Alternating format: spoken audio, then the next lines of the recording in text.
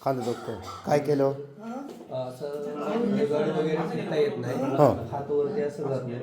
अच्छा. आणि त्याच्यानंतर इकडं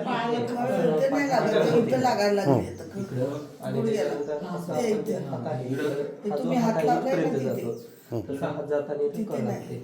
बरं इथं कळ बरं. आणि त्याच्यानंतर जड वस्तू वगैरे उचलताना त्रास देतो. त्रास जाणवतो. किती दिवसाहून त्रास हा? साधारण 2-3 महिने झाले. 3 महिने. कुठून आले आपण? मी सांगलीवरून आलो. सांगली.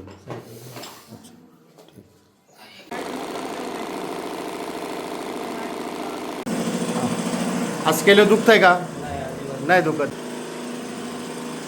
नाही दुखत ना? दुखतंय का? नाही. 75%. आता आपण दुसरे.